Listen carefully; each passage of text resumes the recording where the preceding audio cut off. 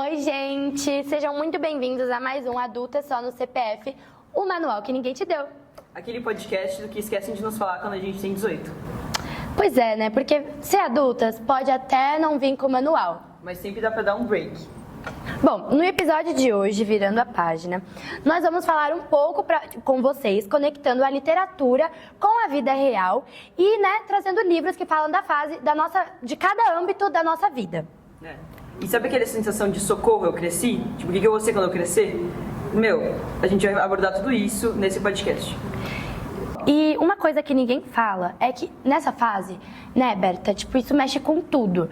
Mexe com o nosso âmbito da família, mexe com as nossas amizades, mexe com o nosso desempenho no trabalho, mexe com tudo mesmo. E as pessoas, elas ignoram isso. Então esse videocast serve exatamente pra isso, pra gente dar a devida atenção pra essa fase que é uma loucura. E além disso, a gente trouxe uma convidada especial pra gente, que vai dar uma luz de como guiar os caminhos aqui para essas duas jovens inexperientes que somos eu e a Malu. Então, vem com a gente nessa.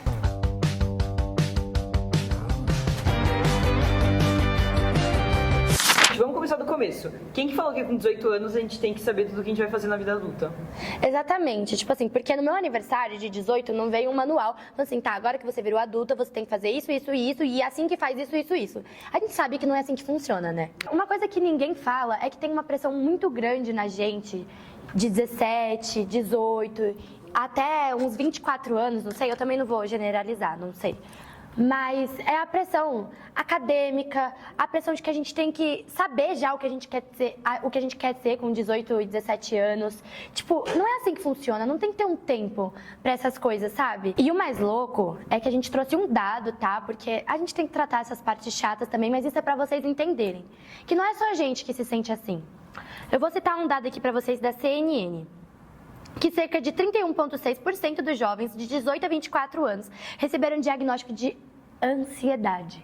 Então, isso é real, tá? A gente não tá sozinho nessa. Sim, isso dá, querendo ou não, dá um alívio. A gente não tá sozinho, que nem a Malu falou, mas também assusta, né, gente? Não é normal todo mundo tá se sentindo assim, é muita gente, 31% de pessoas.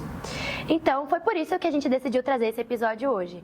Bom, gente, agora a gente vai entrar justamente no tema do nosso episódio, que a gente vai conectar os livros com a vida real, e a gente fez uma seleção de livros pra vocês, que vai ser super legal a gente tratar no tema. Sim.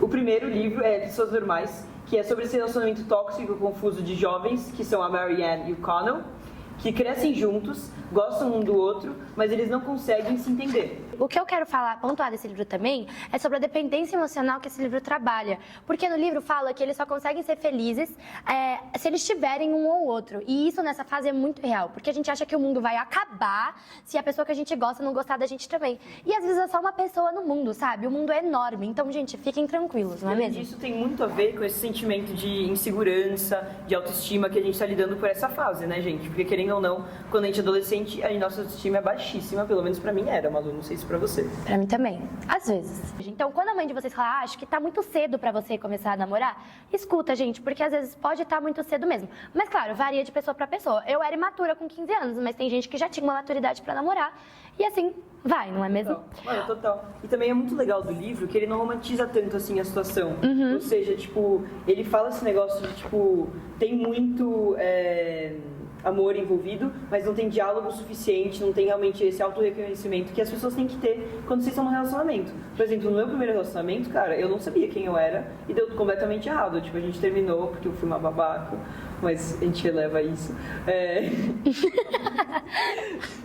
Ai, Beto. Mas realmente tem que ter esse diálogo, tem que ter esse autoconhecimento que as pessoas às vezes não têm. Com certeza. E, outro livro que também trata sobre relacionamento, mas não relacionamento amoroso, é o relacionamento da amizade, é o livro As Três Marias, que fala da Maria Augusta, da Maria Glória e da Maria José, que são três amigas que elas meio que vão crescendo juntas, só que elas sentem dificuldade de continuar amigas porque elas foram mudando muito durante o tempo. Então, por exemplo, a Maria Glória, ela queria focar mais na família e na maternidade. A Maria Augusta queria focar mais na sua independência, ser uma mulher independente.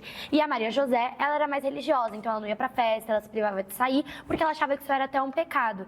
E isso é muito real, porque hoje em dia dia, ainda mais, as pessoas, elas são muito diferentes das outras e a gente convive. Então, tipo assim, antigamente, a gente meio que a gente escolhia o ciclo que a gente fazia parte, porque muitas pessoas até nem iam pra faculdade, se ia pra faculdade já todo mundo meio igual, porque não tinha esse grande acesso à internet, esse grande acesso a diferentes estilos, etc., que existem hoje em dia. E hoje em dia, as pessoas são muito diferentes. Por exemplo, eu e você, a gente é totalmente diferente. E a gente é amiga. Então, isso pode ser um problema muito grande e também não pode ser um problema para diferentes pessoas. A gente tem que saber consolidar isso na nossa cabeça, né? Total. E cada um, tipo, é legal descobrir também no livro, cada uma segue o caminho delas, mas elas continuam sendo amigas, querendo ou não, né? E isso é muito bonito. Isso é muito bonito, tipo, porque cada um escolhe o próprio caminho da vida, mas querendo ou não, sempre vão ter coisas que vocês passaram por juntas, momentos, histórias, relações, que vocês nunca vão esquecer. É muito legal. A pessoa era realmente boa pra mim ou não, sabe? Tem que realmente avaliar muito bem, ainda mais quando a gente vai crescendo, se as pessoas te fazem bem ao seu redor, sabe? Acho que é muito importante, muito legal de saber mesmo. E daí, tipo, a gente relaciona esses dois livros, né? O Pessoas Normais e As Três Marias, mostram que crescer, tipo, envolve lidar todos com essas relações, com essas emoções, ou ambos de amizade ou de amorosas. E é muito interessante como a gente vai progredindo e crescendo nessa fase, né, da nossa vida. Meu, Berto, se você não sabe, eu terminei Assim que Acaba. Eu acho que vocês devem conhecer aí de casa o livro Assim que Acaba, que é bem famoso. E saiu o filme recentemente também, mais ou menos um ano atrás. E, tipo assim, ele fala do âmbito da família. Tipo, não é o tema principal do filme. O tema principal do filme é relacionamento tóxico. Mas ele também trata muito o tema família. Porque trata como a forma como a Lily, que é a personagem principal, ela trata como abrir a floricultura um divisor de águas na relação dela com a mãe. Porque a mãe dela não apoiava ela abrir uma floricultura, a mãe dela queria que ela seguisse no ramo da família e etc. Então, isso foi super importante pra Lily, porque marcou uma independência pra ela, sabe? E, tipo assim, ela poder criar uma personalidade própria e não depender da mãe pra tudo mais. Então, ela seguiu o sonho dela e abriu a floricultura. E, meu, isso é muito real. Total, meu. Tipo, a minha experiência foi completamente igual. Porque, por exemplo, eu fiz faculdade na França, no exterior. Fiz Direito, que não tem nada a ver com publicidade e propaganda, Total. sabe? E era, tipo, uma super esperança pra minha família. Porque, sabe, tipo, fazer faculdade no exterior, você sente a prima foda, sabe? Aquele sistema de família, sabe? A prima foda. No final, a gente é a prima que deu errado. A prima que deu errado. Mas aí, tipo, você quebra, tipo, total essa expectativa que você tem com seus pais. Só que, tipo, dá pra entender. Porque a gente tá numa fase muito complicada, meu. Tipo, real. Tipo, a gente já falou isso bastante. Mas, tipo, mesmo assim, é uma fase muito complicada. E também, tipo, dá pra perceber que os nossos pais são pessoas como nós. Eles também erram, eles também fazem erros. E, tipo, o que eu herdei deles e o que eu vou me distanciar da minha família nesse aspecto, sabe? Eu acho que isso tem muito a ver com o livro da Lily. Então, e daí continuando nesse gancho, esse negócio de crise de identidade que a gente tem, né, nessa fase, é importante saber que ela não fica só em casa, né? Tipo, eu trouxe esse livro aqui, que é O Apanhador no Campo de Centeio, e ele fala da crise de identidade no trabalho e na faculdade também, que é super, tipo, legal o jeito que o J.D. Salinger, que é o autor, ele aborda, porque ele mostra o personagem principal, que é o Holden. E, mano, tipo, eu me relaciono muito com o Holden, que é um moleque que ele tá completamente sufocado. Tipo, ele sai da faculdade, ele não sabe o que fazer e ele vai pra cidade e ele fica, tipo, lá, perambulando as ruas, fazendo um monte de safadezas, né, querendo ou não. E daí, e uma das cenas mais sufocantes do livro é quando o Holden, ele tá andando sozinho em Nova York, que é a cidade que ele vai, e ele atravessa a rua pra morrer. Tipo, ele queria realmente morrer, ele queria se matar, é tipo, super pesado mesmo.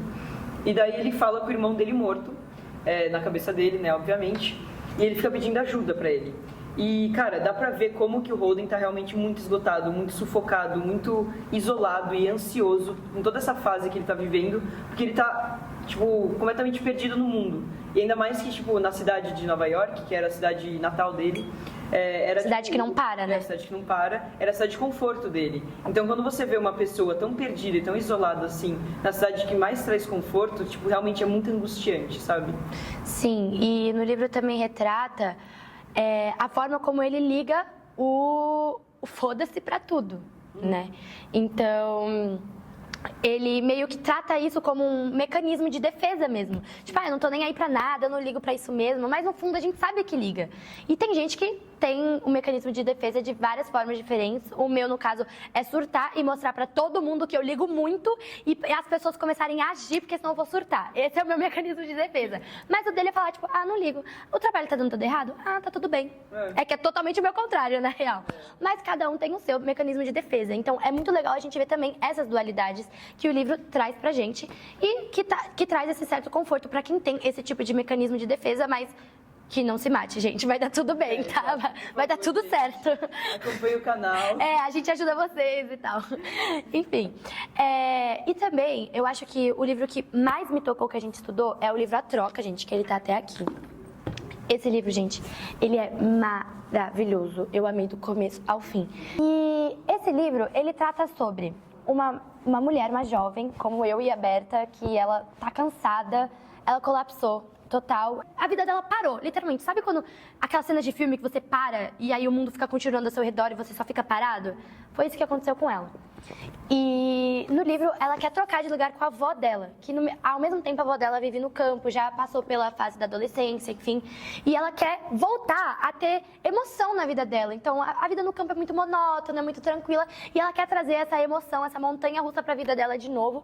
E eu acho que esse livro é muito legal pra gente refletir. O quanto a gente reclama quando tá nessa fase e o quanto que a gente quer voltar depois, Total, não é? Total. É super legal esse livro também, no meu ângulo, porque ela também aprende a desacelerar e também ela descobre que a vida não tem que ser só essa cultura de produtividade o tempo inteiro, cara. Porque isso, querendo ou não, cara, dá um super burnout acadêmico. Querendo ou não, acho que eu já passei por isso, não sei se você já, Malu. As pessoas, elas falam, na verdade, que isso é, tipo, mimimi.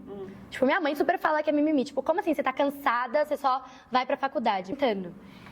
E é muito legal. Eu amo esse livro, eu recomendo pra vocês. Gente, ler não é chato, tá? Leem, é importante nós jovens ler pra gente ocupar a nossa cabeça, pra a gente alimentar o nosso intelectual. Gente, é fundamental a literatura em qualquer âmbito da nossa vida, por isso que a gente promoveu esse videocast pra vocês. Bom, gente, agora, antes da gente dar início efetivamente a esse novo bloco, eu quero voltar no nosso imaginário de quando a gente era criança. Berta, deixa eu te perguntar uma coisa. Sabe quando a gente tinha aquela vontade de comer doce antes do almoço e nossos pais não deixavam? Quem é que dava esse chocolate pra gente? Pelo menos pra mim era sempre minha avó. Por isso a gente trouxe a Dona Olímpia!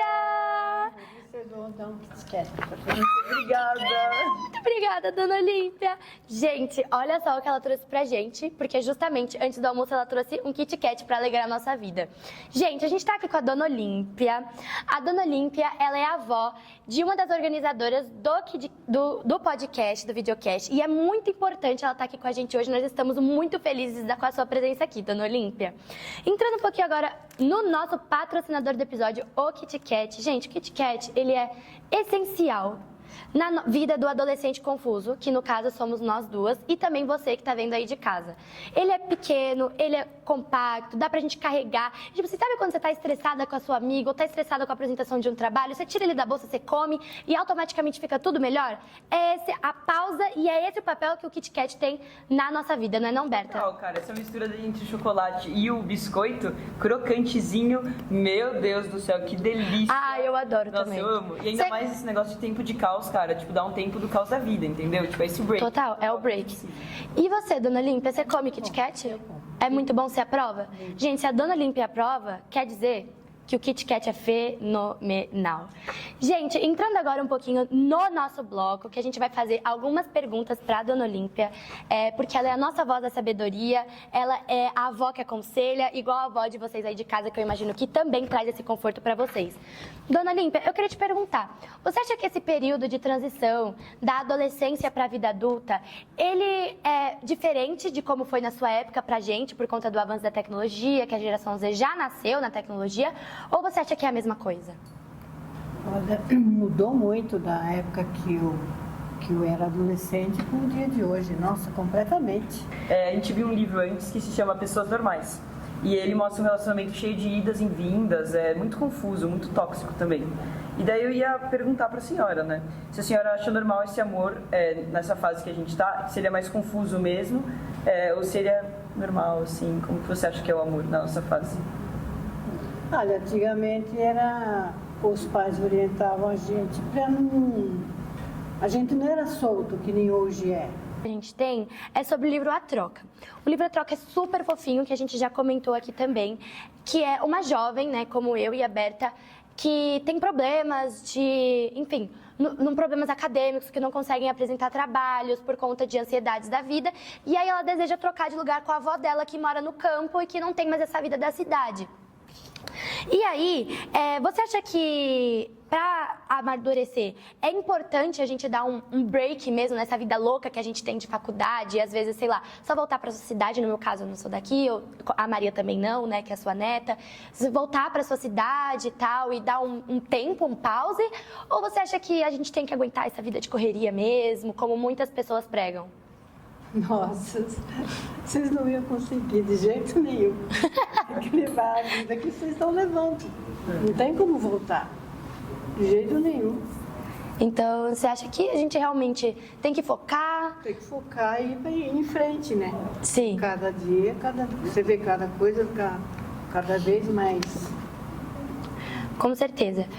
E, vó, vou ter a liberdade de chamar de vó, tá, gente? Porque é a nossa ícone aqui. Caminhando mais pro final agora, você tem algum conselho pro pessoal lá de casa que tá assistindo a gente para levar pra vida nessa fase? Olha, nessa fase é só seguir o caminho certinho que dá tudo certo. Seguir o caminho certo, então, né? Não O caminho certo, não sair fora da curva, da linha, não fazer curva, andar com as pessoas certas. Exatamente. Namorar as pessoas certas. Exatamente. Olha os traumas, galera. Olha os traumas. Bom, gente, agora, né, caminhando mais pro final, aqui com a Dona Olímpia, eu quero saber de vocês. Qual que é o desafio, o maior desafio que vocês já enfrentaram nessa fase? Comenta aí pra gente nos comentários. É isso. E se esse episódio te deu um estalo, te deu alguma coisa que você se relacionou, por favor, compartilha aí com uma amiga que talvez esteja passando por essa mesma fase da vida. E todas as nossas referências literárias e também as nossas trilhas sonoras estão na descrição aqui embaixo. Sim, com certeza, galera. E é isso. Bom, não podemos esquecer, o nosso próximo capítulo vai ser um capítulo que a gente fala da IA. Você sabe o que é IA, Dona Olímpia? Sei essas coisas que tem no celular. O nosso próximo capítulo vai ser o papel da IA na cabeça do jovem e na vida do jovem e como usar isso como ferramenta e não como ferramenta de desleixo e procrastinação. Mas você sabe o que está acontecendo? O quê? Conta pra mim. Aí, você já está até perdendo o interesse, porque você não sabe se é verdade ou se é mentira. Completamente, meu. Eu estou perdendo, eu não estou também não sei olhando mais. diferenciar mais. Eu não estou Não sei olhando mais, não. diferenciar. A gente se sente enganada, né, Dona Olímpia? Enganado, exatamente. Não, então você vai amar o nosso próximo episódio. Você vai amar. Você vai amar. A gente faz questão de deixar você ser a primeira a ver o nosso próximo episódio. Bom, é isso, gente. Esse foi mais um episódio nosso. Eu sou a Malu. Eu sou a Berta.